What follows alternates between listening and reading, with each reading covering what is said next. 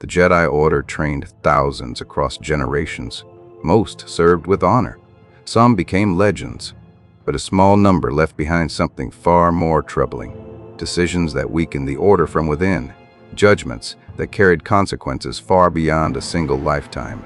These were not traitors. They were not monsters. They were Jedi, whose failures the Order would later wish it could erase. The Jedi believed balance could be taught, that wisdom could be preserved through tradition. But history, well, that records a different truth. When doctrine replaced understanding, when warning signs were dismissed, and when responsibility was avoided rather than shared, the consequences reshaped the galaxy. This is Outpost 42, where we unravel the galaxy one story at a time. Subscribe so you never miss another entry pulled from the archives. This countdown isn't about power, it's about consequence. Each Jedi here left behind a decision the Order never recovered from. We begin at 10. Coleman Trebor. Coleman Trebor was a Jedi master during the final years of the Republic, recognized not for subtlety, but for confidence. He believed that Jedi presence alone carried authority, that stepping forward was sometimes enough to end a crisis before it began. During the Geonosis crisis, Trebor chose direct action. He moved openly toward Count Dooku, a former Jedi master whose opposition to the Order was already known. There was no coordination, no confirmation of protection or intent. Trebor relied on status rather than strategy. What followed was not a turning point, it was a revelation. The Jedi Order had begun to believe its reputation could substitute preparation, that visibility could replace caution. Coleman Trebor did not weaken the Jedi through malice, but through assumption. Number 9. Aayla Secura. Aayla Secura was a Jedi Knight of the late Republic, respected by her peers and trusted by those who served alongside her. She was known for empathy, composure, and an ability to connect. During the Clone Wars, Aayla followed the Council's direction precisely. She upheld doctrine without question. But as the conflict deepened, silence became as consequential as action.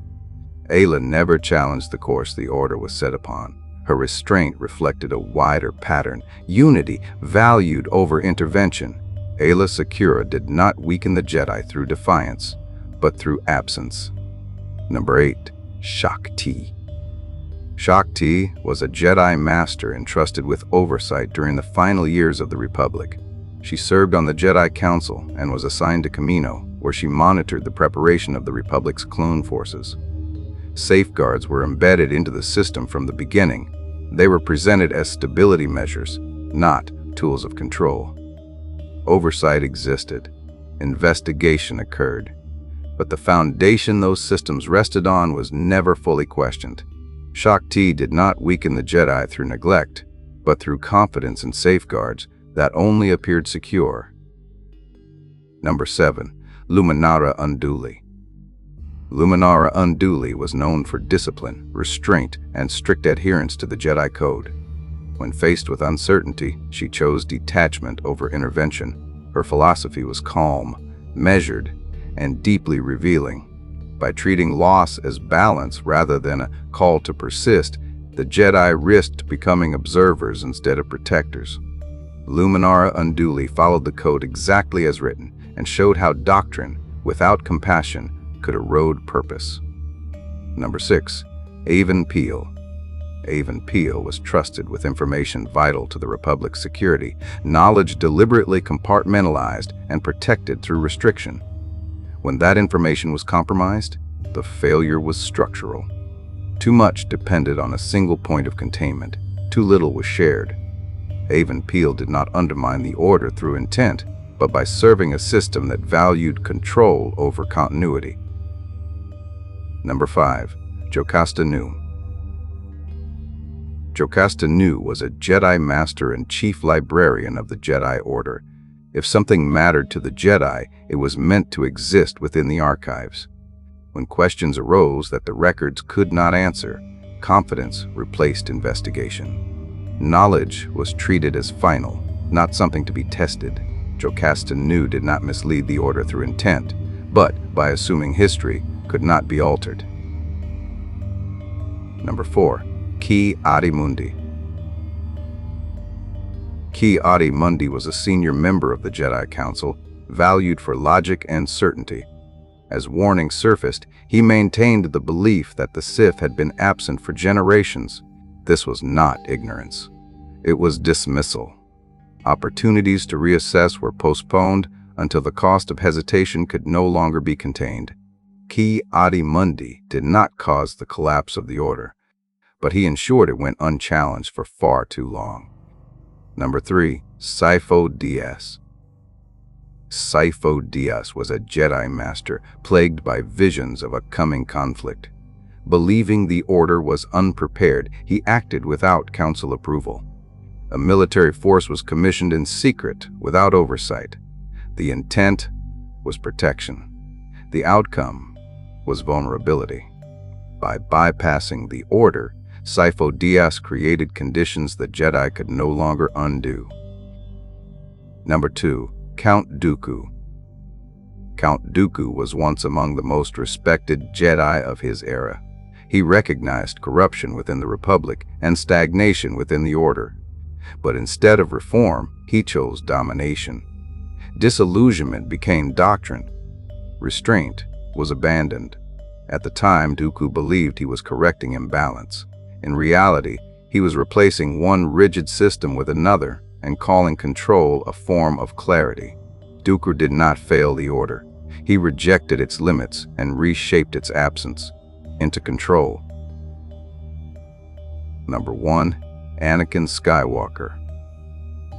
Anakin Skywalker was not trained like other Jedi. He was discovered late, already shaped by fear, attachment, and expectation. The Order knew he was different. His potential was unmatched, but his struggles were managed, not resolved. The Jedi recognized the risk he represented, but believed control could substitute understanding. They mistook suppression for balance and patience for guidance instead of support. He was given responsibility instead of trust, distance. At every critical moment, the Order asked Anakin to suppress what defined him without offering an alternative path forward. In doing so, the Jedi taught him a dangerous lesson. That emotion was a liability to be hidden, not a reality to be understood, and when fear returned, he had no framework left to confront it. What followed dismantled the Jedi's authority entirely. Anakin Skywalker was not the Order's greatest failure because he turned away. He was the greatest failure because the Order shaped him, isolated him, and relied on restraint it never taught him how to achieve. So here's the question the Jedi never answered. Was Anakin Skywalker the Order's greatest failure? Or the most honest reflection of what it had already become? Do you agree with this assessment? Or is there a Jedi whose decisions belong in these archives but were never named? Let us know your thoughts in the comments below. And subscribe to Outpost 42 so you never miss another entry from the archives. This transmission from Outpost 42 is complete. Until next time, keep your comms open.